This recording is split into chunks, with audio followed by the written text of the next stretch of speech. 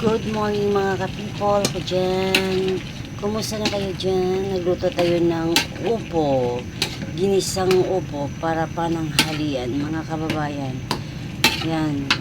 Alam niyo mga kababayan, nasa lataan ng Baguio ang pamilya ko dun sa mga kababayan sa General Santos City sa Sarangani Province. Wasak ang mga bahay ng pamilya ko dun mga kababayan, mga kapatid ko nandun sila mga kababayan. Kung may mga lumong kayo mga kasing-kasing mga kababayan, kahit maliit na bagay na lang itulong nyo sa amin mga kababayan. Paki-help na lang po mga kababayan. Maawa po kayo sa amin. Kasi nandun na sila nakatulog sa plaza ngayon. Yung mga pamilya ko, nandun na sila natulog. Kasi wasak ng bahay nila. Maawa naman po kayo sa amin. Ako nandito ako sa Manila ngayon. Iyak na iyak ako palagi mga kababayan. Iisip kong anak ko doon nandun. Buti mga kababayan, okay lang mga kababayan na nawasak ang bahay nila. Ang importante, safety silang lahat, buong pamilya ko at sa mga buong mga tao dun sa Sarangani Province mga kababayan. Alam ko yung mga kababayan na mga mabait kayo nandun lahat.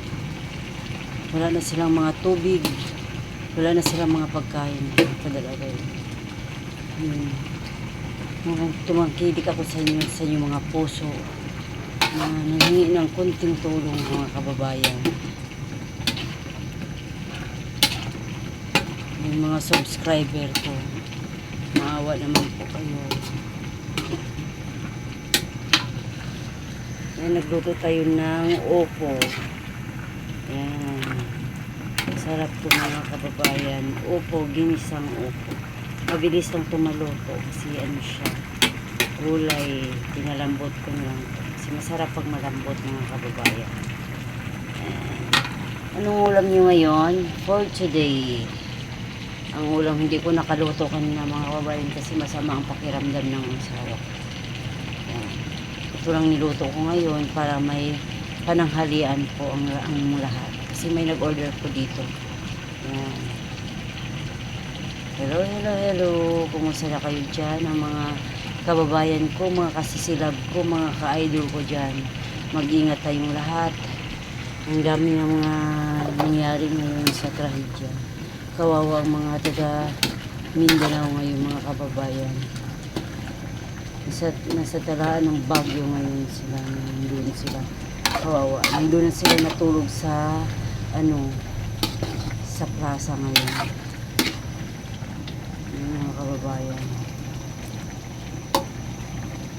Ayan. Lapit na tumaluto mga kababayan. Tikman natin. Sarap. Ang sarap mga kababayan. Ayan. Ulam for today. Tanghalian. Opo with carrots, with chicken. Yan ang ulam ni Tata Rose Cosiniras Vlog. Ngayon, ulam for today. Pakitulong na lang po mga kababayan kahit maliit na bagay na lang po mga kababayan. Nandun ang buong pamilya po. Nandun na sila sa plaza ng natulog. Hindi pa sila binigyan ng ayuda sa gobyerno mga kababayan. Yan. Iyak na iyak ako palagi mga kababayan sa mga lahat ng mga subscriber ko. Alam ko maano ang mga puso nyo, maawain kayo kahit konting maano na lang mga kababayan. Thank you for watching. Bye bye.